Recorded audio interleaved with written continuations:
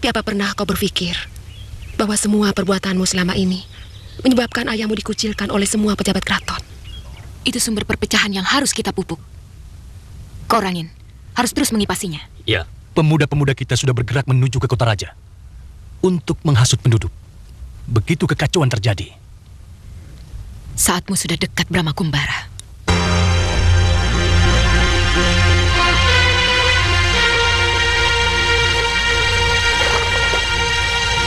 Ayo, cepat, cepat. Hati-hati. Jangan sampai ada serbuk yang tertinggal di kerajaan.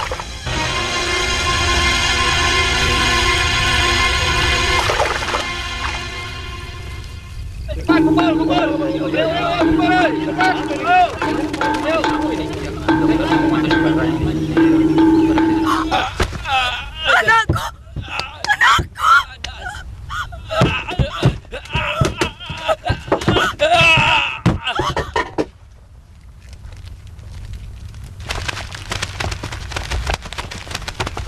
Pak Gebluk, Batara Kala ngamuk.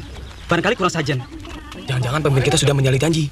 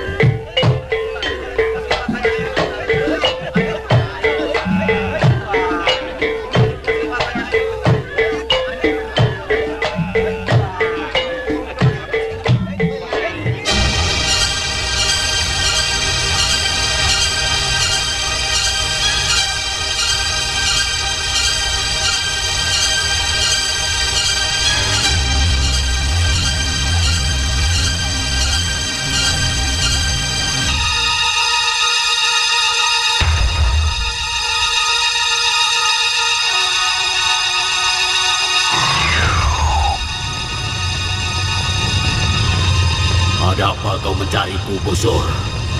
Aku mau minta tolong. Apa? Goncangkan Madangkara dengan segala kekuatan ilmumu. Aku ingin semua rakyat Madangkara ketakutan karenanya. Aku tidak mau berurusan dengan Prabu Brahma Kumbara. Berarti kau sudah tidak butuh lagi canduku.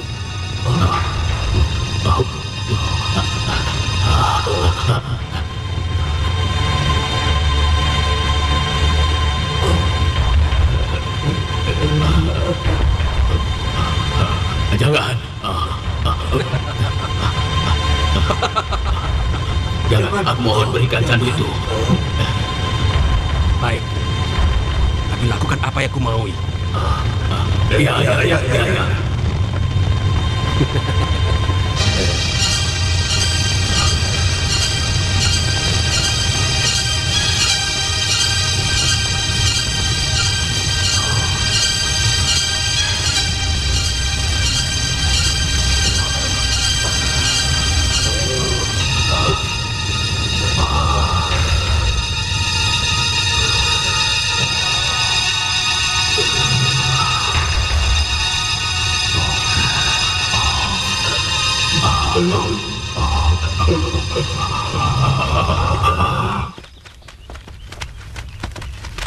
Mada sampai sekarang belum kembali. Saya curiga ada apa-apa dengan dia. Dan kelihatannya, Paman Ranggatal belum melakukan tindakan apa-apa terhadap warung-warung minuman keras. Terus terang, kecurigaan saya semakin kuat terhadap mereka. Apakah kalian tahu tentang sekretari yang baru dibuka itu? Ya, saya dengar banyak petinggi Madangkara yang datang ke sana. Kabarnya penarinya cantik-cantik. Ini gejala apa lagi? Apalagi? Ya merusak. Rupanya semua lapisan mau dihancurkan dengan minuman keras. Sementara pembesar-pembesar negara disuguhi dengan wanita-wanita cantik. Dari mana kamu tahu? Dari seorang prajurit yang sedang bertugas di Pasewakan, Gusti. Aku tidak habis mengerti. Selama ini aku merasa tidak pernah berbuat kesalahan apa-apa. Tidak biasanya Gusti Prabu mengucilkan aku. Tidak cuma Gusti. Gusti Pati Argani pun tidak ada di sana. Rupanya orang-orang tua semacam kita sudah harus istirahat. Gusti Prabu, kelihatan lebih suka bekerja sama dengan pejabat-pejabat yang sebaya dengannya. Saya tidak mengira Gusti Prabu sudah melupakan teman-teman seperjuangannya. Kalau saya sendiri yang diperlakukan seperti ini, barangkali masih pantas. Tapi kalau Kakang, ini benar-benar sudah keterlaluan. Aku tidak pernah mengungkit jasa. Aku cukup bahagia. Cita-cita rakyat Madangkara untuk kembali memiliki negara sudah tercapai. Tidak bisa begitu saja, Kakang. Sikap mereka sekarang ini benar-benar sudah terlalu kurang ajar. Saya tahu sendiri, Kakang. Kamasuta, Ringkin, dan Indra Kumala telah menyusun komplotan untuk menyingkirkan kita. Aku tidak mau menuduh mereka. Tapi memang aku juga merasakan pada saat-saat mengambil keputusan penting,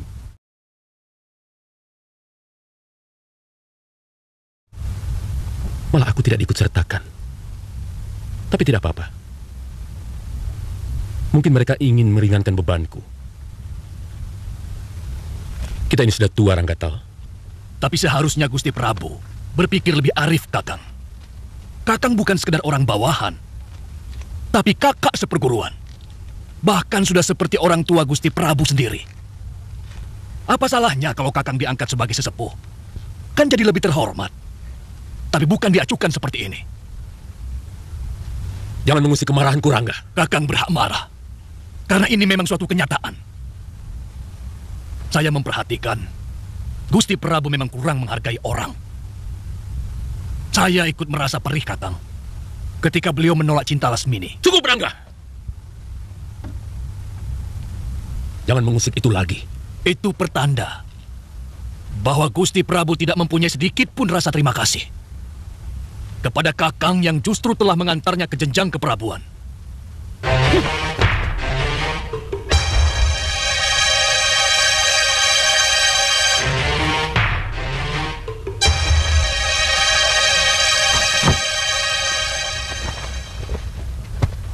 Kita harus berlaku sangat bijaksana kalau hendak menegur mereka. Paman Ranggatal, bagaimanapun juga sangat berjasa pada negara. Juga Paman Arya Wikalpa. Saya tidak ingin ada bentrokan di dalam negeri Madangkara sendiri. Hanya karena tata cara. Daulat Gusti Prabu, selagi Paman Ranggatal mau mematuhi peraturan.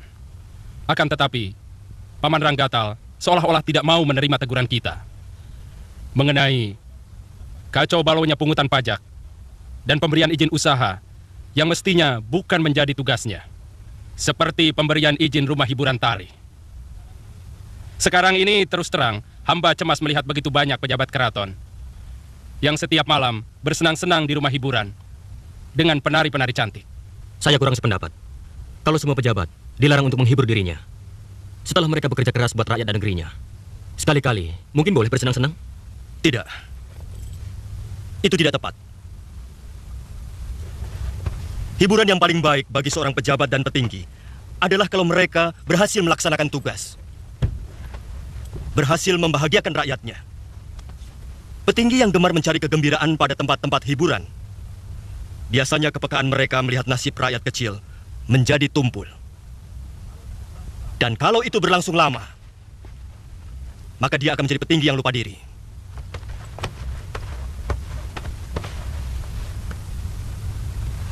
Ampun Gusti Prabu. Gusti Pati Argani, mohon menghadap. Persilahkan masuk. Daulat tuanku.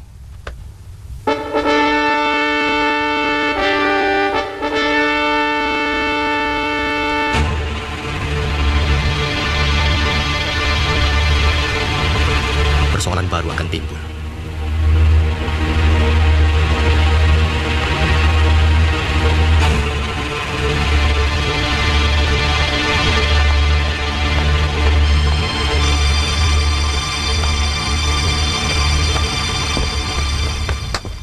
Silakan Paman Pati. Paman terharu mendengar sapaan Gusti kepada hamba sebagai Paman Pati. Artinya hamba masih diakui sebagai Pati. Sebab sudah lama Paman seperti terkucil dari keraton. Paman merasa tiba-tiba menjadi seorang tua yang sudah tidak punya daya apa-apa.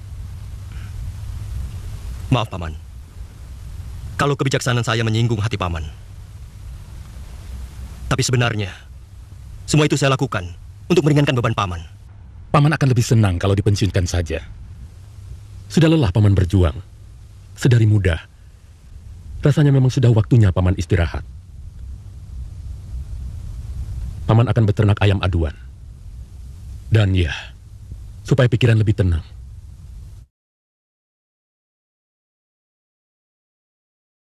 Dan hati lebih ayam. Tidak ada istilah istirahat bagi seorang pejuang, Paman. Sebab kalau kami semua membentur persoalan dan tidak mampu memecahkannya, maka tidak ada tempat lain bagi kami untuk bertanya, kecuali pada Paman. Terima kasih Nanda Prabu. Semoga benar-benar Paman masih dibutuhkan. Sebagaimana Paman benar-benar mencintai negeri ini.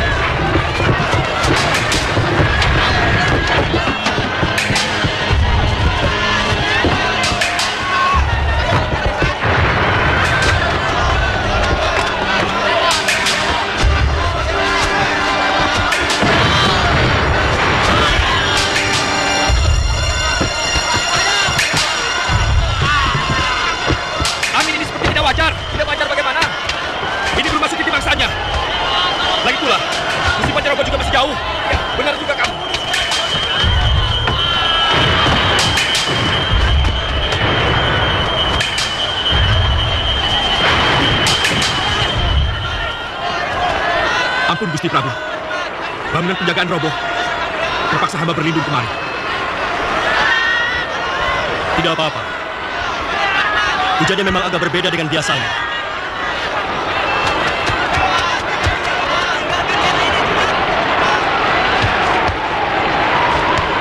Ada apa dikit?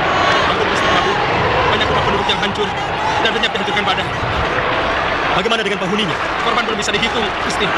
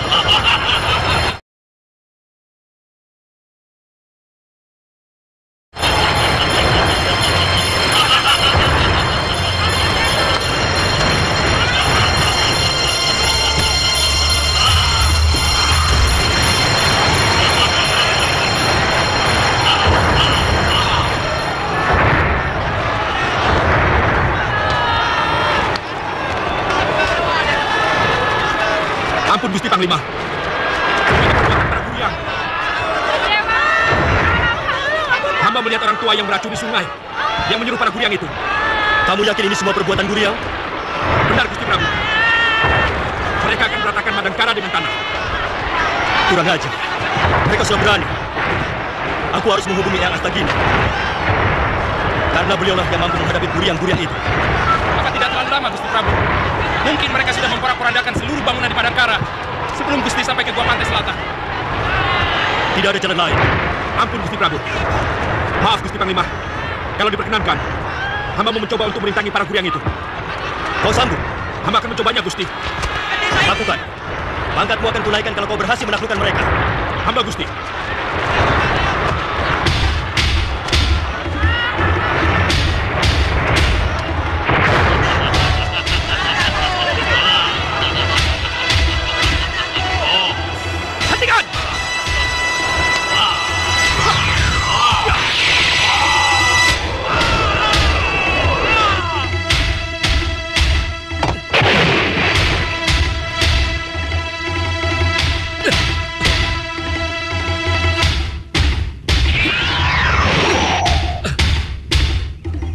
Adi, kenapa? Apa yang telah terjadi?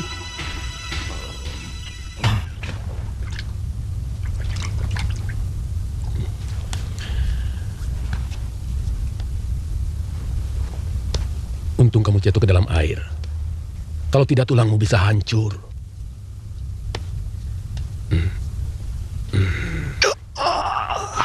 Saya malu pada Gusti Prabu. Kalau sampai gagal melaksanakan tugas ini, Guru.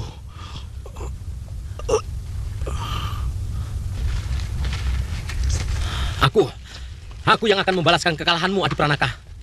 Pokoknya, kamu harus selesaikan tugas dari Gusti Prabu.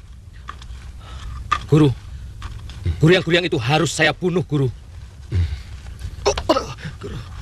Tidak mudah menaklukkan kaum Guryang kalau tidak memiliki ilmu Ranamaya. Aku sendiri mungkin belum tentu mampu menaklukkannya. Kecuali Kakang Astagina, Guru Gusti Brahma sendiri.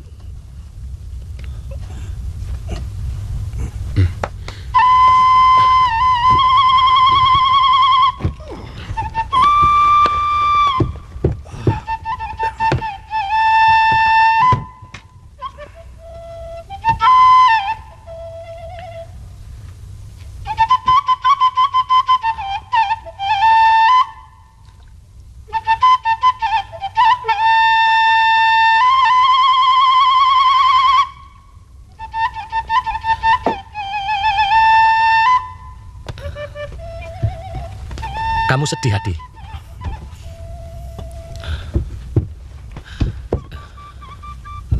Cita-cita saya akan kandas. Saya malu kembali ke Madangkara kalau tidak mampu menghentikan Guryang-Guryang yang membuat bencana di negeri Gusti Prabu.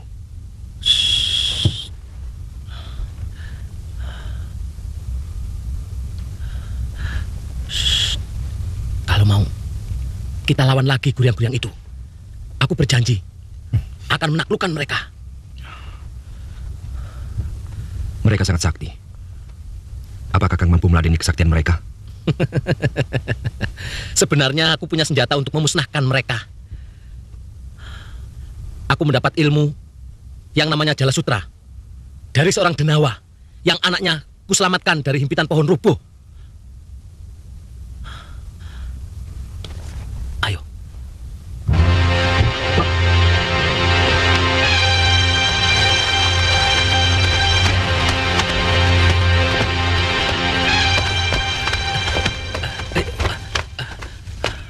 Adik kok loyo terus? Tidak yakin ya? Nggak perlu dijawab. Kakang ini tidak bisa dibohongi. Masih ragu kan? Pokoknya Adi akan terkejut. Pasti. Ayo.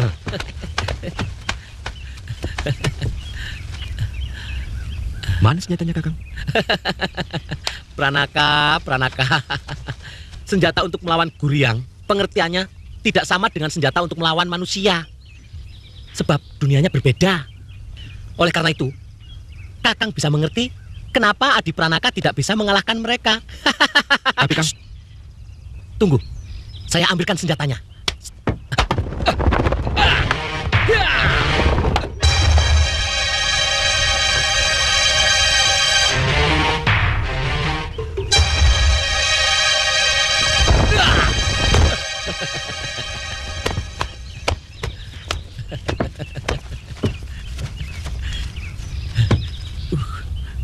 Ini yang kumaksud dengan senjata itu, yang mampu mengalahkan guriang-guriang yang telah mengesarakan rakyat negerimu.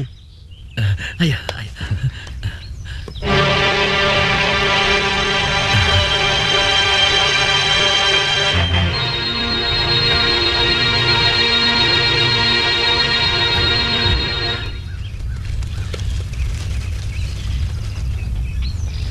Pasir.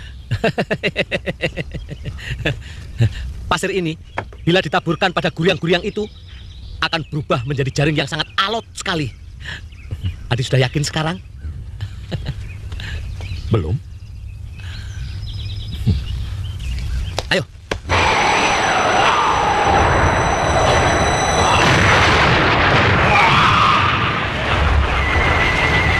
Guriang-guriang itu harus dihentikan. Saya harus lawan lagi. Jangan, Adi, jangan. Guriang-guriang itu bagian Kakang.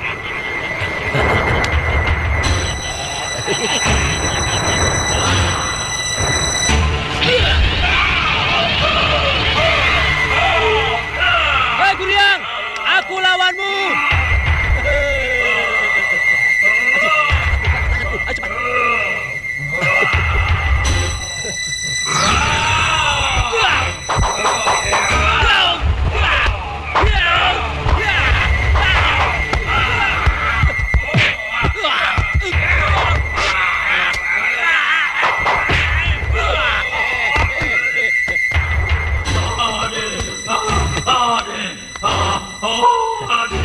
Adi, Jala Sutra. Baik, Kakang.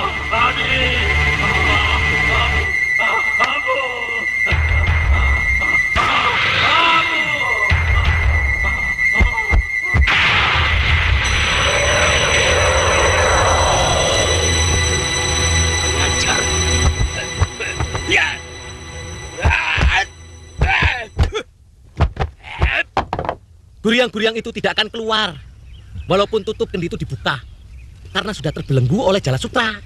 Seandainya suatu saat mereka minta ampun dan tobat, apakah perlu mereka saya lepaskan? Oh jangan, jangan. Jangan percaya mulut guriang. Mereka selalu begitu kalau ditangkap. Memang, mereka mau menjadi budakmu. Tapi tetap mau juga mengganggu anak istrimu nanti. Kecuali disumpah. Terima kasih, Kakang. Kendi ini akan saya bawa sebagai bukti kehadapan Gusti Prabu. Bawa saja. Mudah-mudahan pangkatmu naik, Adi.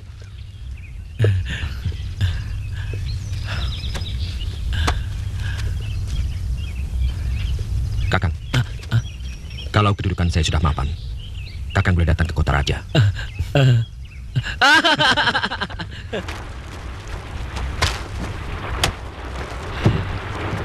Entah apa dosa pemimpin kita, sampai dewa-dewa melampiaskan kemarahannya seperti ini. Barangkali kurang sesaji, Kang. Sebab sejak Gusti Prabu dan para petingginya berhasil merebut negeri ini, hanya sekali saja mereka membuat sesaji untuk Raja Suya. Atau mungkin banyak petinggi yang kerjanya cuma bersenang-senang saja. Sebab saya lihat banyak di antara mereka asik ngibing dengan penari doger di Sanggartari. Malah kabarnya, Gusti Ranggatal memelihara penari yang paling cantik.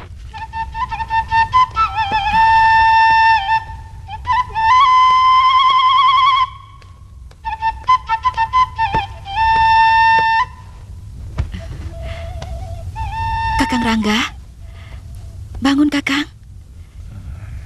Badai sudah berlalu. Dan lihatlah, matahari sudah bersinar terang. Badai di kamar ini jauh lebih dahsyat dari badai yang terjadi di luar.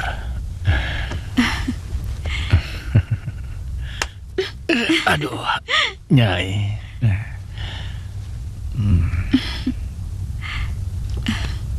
Badai semalam seolah-olah amukan dewata yang marah terhadap penguasa negeri ini.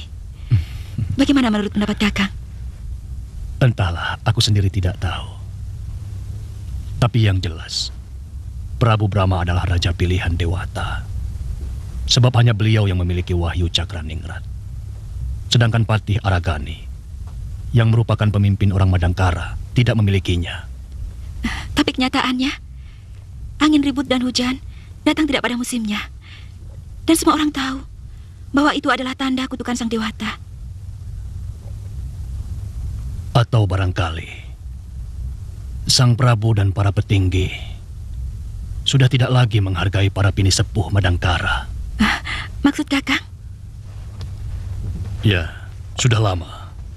Kakang sendiri, juga Arya Wikalpa dan Kakang Patih Aragani, tidak lagi diikut sertakan dalam setiap perundingan penting. Kami yang tua-tua ini merasa dikucilkan. Kabarnya, Gusti Prabu Brahma terkenal orang yang bijak bestari. Tapi kenapa Gusti Prabu bisa melakukan hal seperti itu? Tidak ada kaitan apa-apa dengan kitab Gusti Prabu kepadaku. Badai ini hanya merupakan gejala alam biasa. Sebab Dewata akan menjatuhkan kutuk.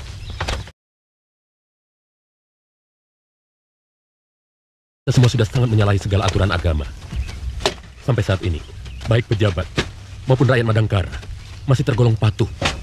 Kalaupun masih ada yang mabuk-mabukan, nakal, tapi masih tidak tergolong banyak.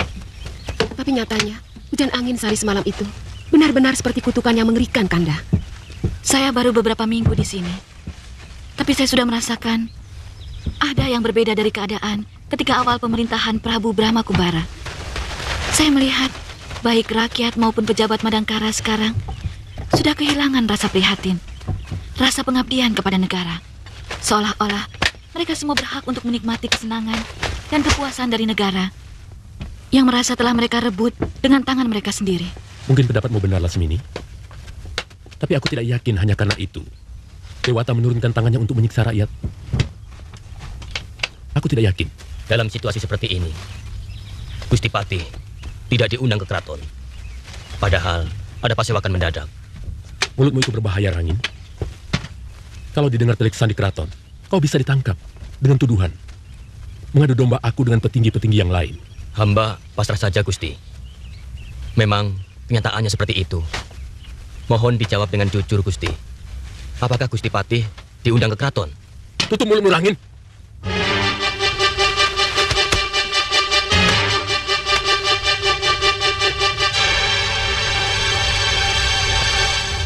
Hamba berhasil menangkap dua guriang yang telah mengacau Madangkara. Terserah kepada Gusti Prabu untuk menghukumnya.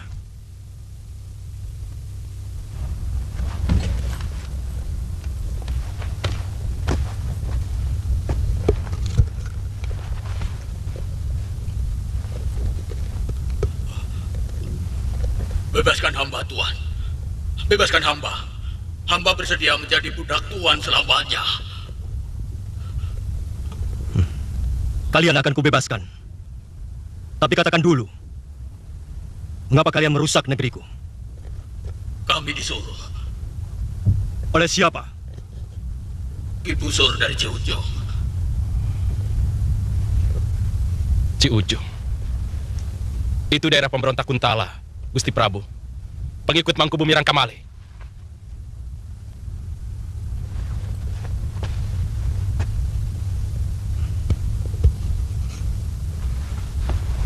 Aku ingin tahu seperti apa mereka. Keluarkan. Maaf, Gusti Prabu. Hati-hati dengan guriang. Mereka nakal dan selalu licik. Kenapa aku harus takut? Kan ada kau yang mampu meringkus mereka. Ayo keluarkan.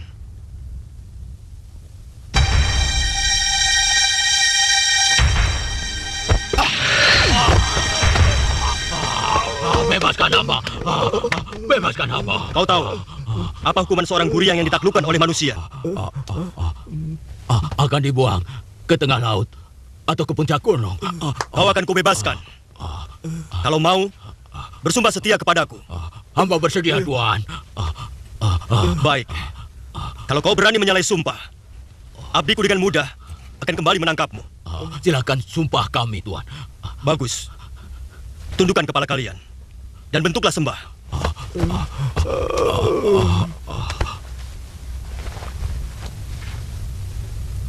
Sang Jagatnata akan menghukum kalian kalau berani mengganggu rakyat Madangkara dan seluruh kerabatnya.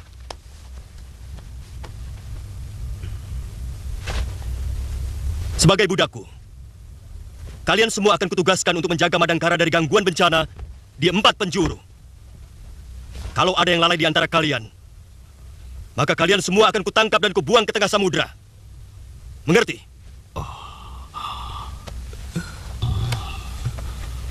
Daulah tuanku. Laksanakan tugas kalian.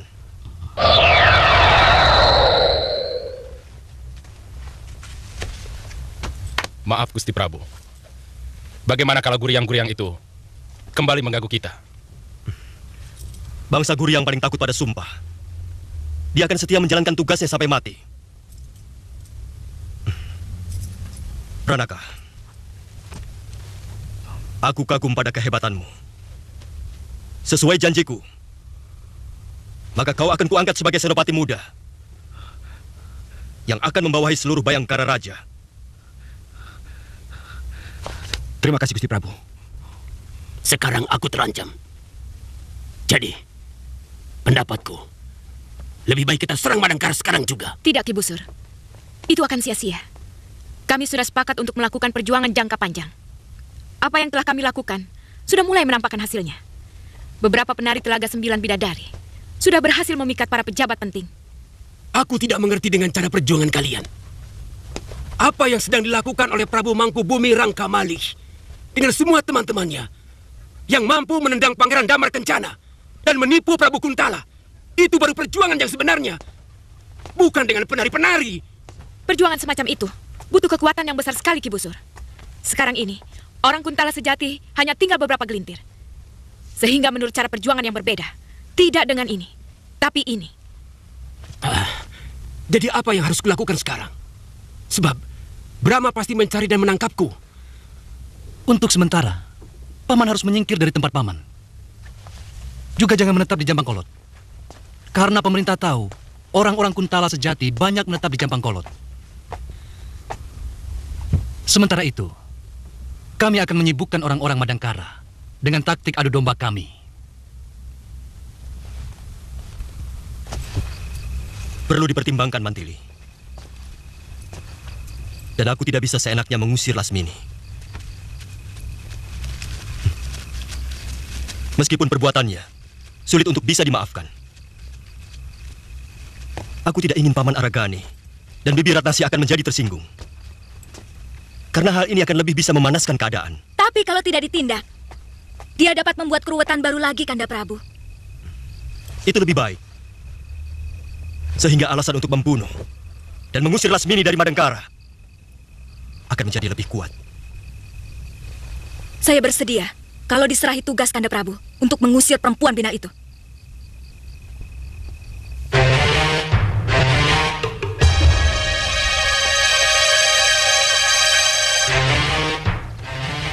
Gusti Pati, orangnya terlalu sabar. Sudah tahu dilecehkan begitu. Sama Senopati Indra Kumala, Panglima Ringkin, dan Narapati Kamasuta. Masih saja tidak mau bertindak. Bertindak bagaimana? Mereka kan sama-sama orang pemerintahan. Ya, kalau perlu, bagaimanalah? Sedikit dikasih pelajaran, biar sadar. Jangan terlalu berlebihan menganggap enteng Gusti Pati. Maksudmu? Ayahanda supaya berkelahi dengan mereka? Begitu? Tidak mesti Gusti Pati sendiri, tapi orang lain. Seperti Gusti Ranggata. Hamba dengar sekarang ini mempunyai pengikut yang cukup banyak. Semua untuk mempersiapkan diri. Kalau-kalau para pejabat muda istana mau menyingkirkannya. Kurasa pendapatmu ada benarnya. Dan kalau semua pejabat yang dikecewakan itu mau bersatu? Oh, banyak. Dan Lasmini, seperti Arya Wikalpa. Padahal dia itu paman dari Narapati Kamasuta. Juga di Pangkaran dan Kanwa. Mereka semua tidak puas pada kaum muda keraton. Dan mereka adalah pejuang-pejuang yang sangat tangguh dan berjasa besar dalam merebut kerajaan Madangkara. Itulah Den Lasmini. Hamba sebagai rakyat kecil saja sepertinya tidak bisa mau menerima perlakuan semacam itu.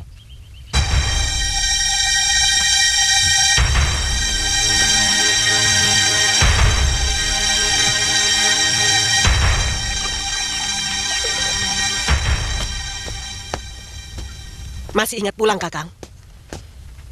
Tentu. Kau jangan terus menyindir-nyindir aku, Nyai. Kalau kau merasa sebagai istriku, lebih baik tutup kuping dan matamu.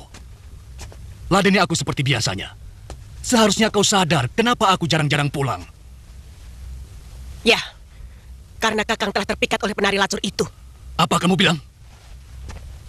Pelacur? Jaga mulutmu, Nyai. Nyi Darsi jauh lebih memiliki kelebihan daripada kamu. Jelas, dia lebih muda dari saya. Tidak. Bukan hanya itu. Nyi Darsi jauh lebih telaten meladeni laki-laki daripada kamu. Tentu. Bahkan dia sangat telaten dengan kepengmu, dengan harta bendamu. Kakang Rangga, sadarlah sebelum terlambat. Perempuan mana yang senang dengan laki-laki peot dengan perut buncit seperti Kakang? Kalau bukan karena harta benda, perempuan mana, Kakang? Kakang, dengan harta yang dia keruk, dia akan mampu membeli lelaki muda manapun yang dia suka. Sadar akan itu, Kakang, sadar. Kau iri, Nyai. Kau dengki kepadanya. Seharusnya kau berkaca, supaya kau sadar apa yang telah kau katakan. Selama ini setiap hari, kalau aku pulang dari kerja, aku selalu disambut oleh seorang perempuan dengan rambut yang acak-acakan dan tanpa senyum. Apa itu yang kau bangga-banggakan? Ya, aku bangga, Kakang. Telah meladenimu, aku telah berbakti kepada suamiku. Kakang, tanganku ini telah memasak untukmu. Aku telah meladeni segala keperluanmu, Kakang. Untuk itu aku perlu bangga, Kakang. Apa bedanya aku mengawini pembantu? Karena semua yang kau lakukan dapat dilakukan oleh pembantu. Padahal, aku lebih membutuhkan sebuah wajah yang bening, dandanan yang cantik, dan senyum yang lembut, yang bisa menyapaku setiap kali aku pulang dari kerja. Bukan wajah masam dan keluh kesah seperti yang selama ini kau lakukan. Mengerti? Sekarang aku tidak mau kau bicara macam-macam lagi. Kalau kau masih membutuhkan aku, kau boleh tinggal di sini. Tapi kalau tidak, kau boleh hengkang dari rumahku. Kakang, ada apa lagi? saya hanya mau menyampaikan bahwa kemarin utusan Gusti Prabu datang. Kenapa tidak kau sampaikan? Kemana saya harus menyampaikan? Saya tidak tahu Kakang di mana. Kakang sehat atau sakit? Atau Kakang sedang istirahat di mana? Sudah cukup.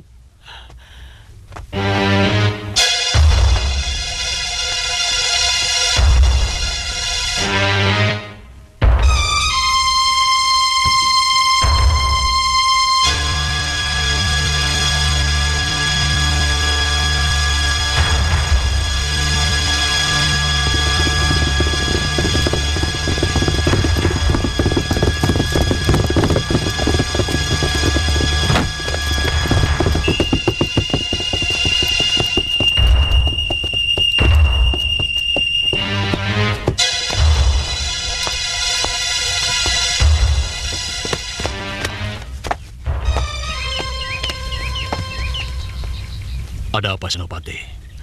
Sudah 3 hari, Gusti Prabu mencari Paman. Ini ada surat untuk Paman.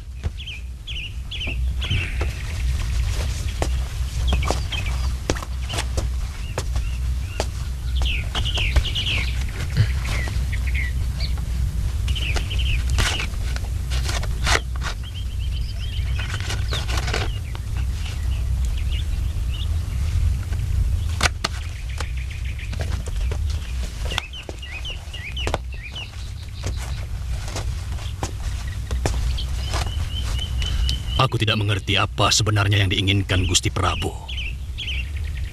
Selama ini aku tidak pernah diajak dalam sidang paripurna.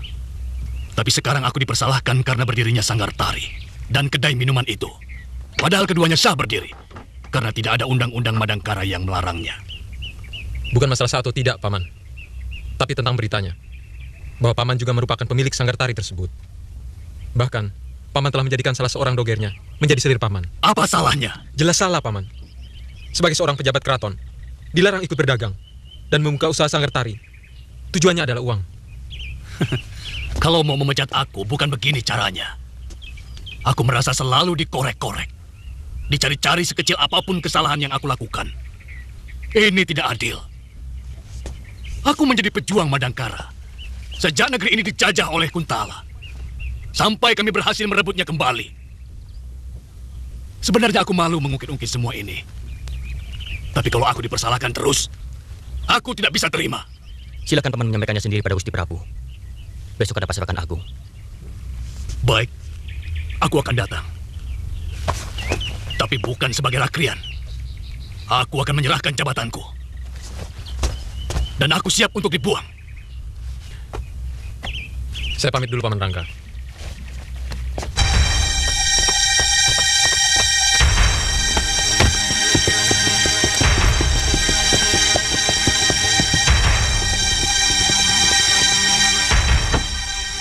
Saya sudah menduga.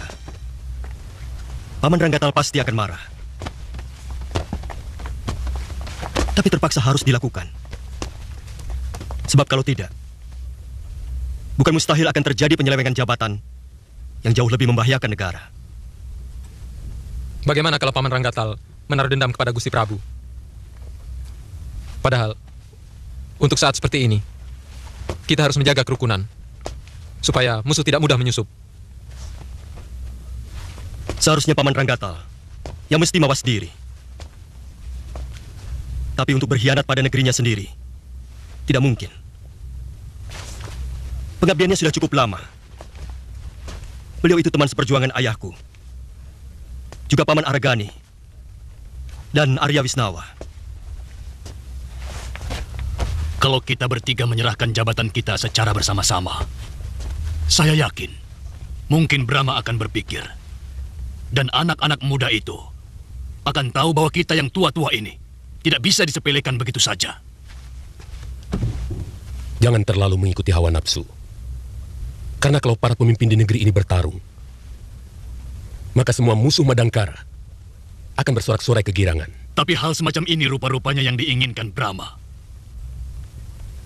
Memang tidak enak kalau teman seperjuangan sendiri terpaksa harus dihadapi sebagai musuh. Tapi itu jauh lebih baik daripada segala sesuatunya nampak samar dan tidak jelas. Tepat sekali. Terus terang, saya tidak lagi merasa sebagai petinggi keraton. Karena sudah hampir 5 bulan, saya tidak pernah diundang rapat paripurna.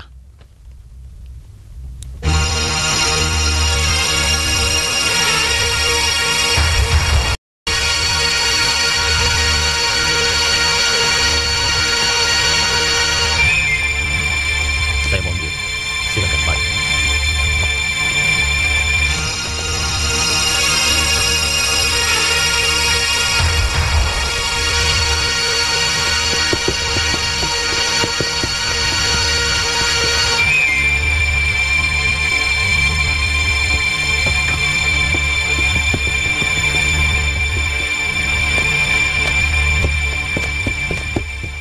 Paman Ranggatal.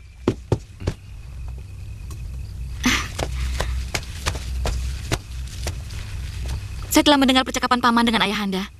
Saya setuju dengan pendapat Paman. Ayahmu terlalu lemah. Semestinya dia yang harus paling keras menentang kebijaksanaan Gusti Prabu. Pokoknya, kalau sampai terjadi apa-apa, saya berada di belakang Paman. Terima kasih, Lasmini.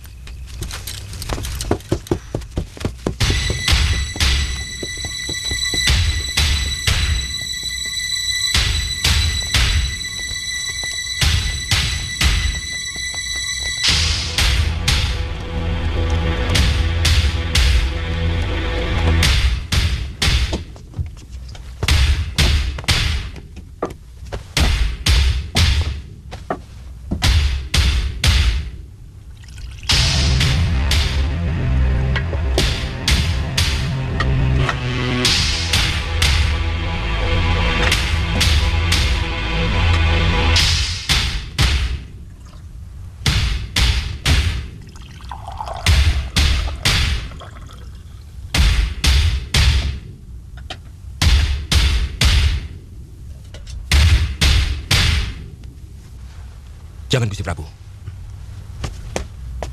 Minuman itu mengandung racun.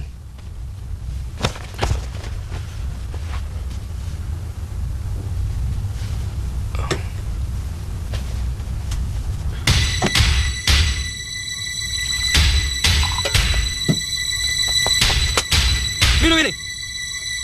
Gusti, jangan Gusti. Cepat. Cepat minum. Ayo minum. Cepat diminum.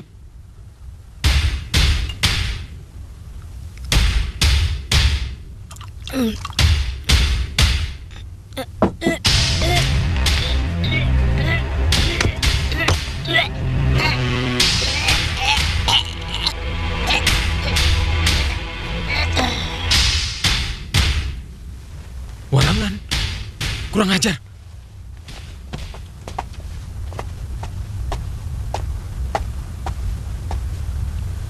Maaf Kakang Senopati. Mengapa Dayang itu disuruh minum? Kau tahu sendiri kan, dia mau membunuh Gusti Prabu. Tapi, kita telah kehilangan jejak. Siapa orang yang menyuruh dia meracuni Gusti Prabu? Waduh. Kau benar, Pranaka. Aku tidak berpikir ke sana.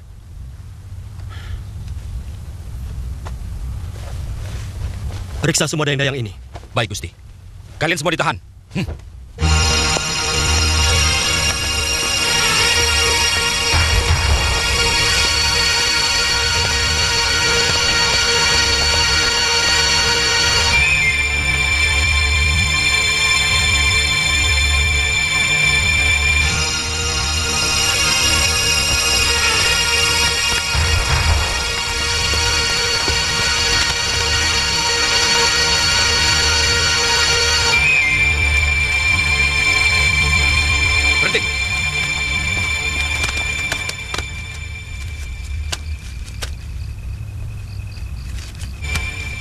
Saya akan siksa kalian satu demi satu sampai ada yang mengaku.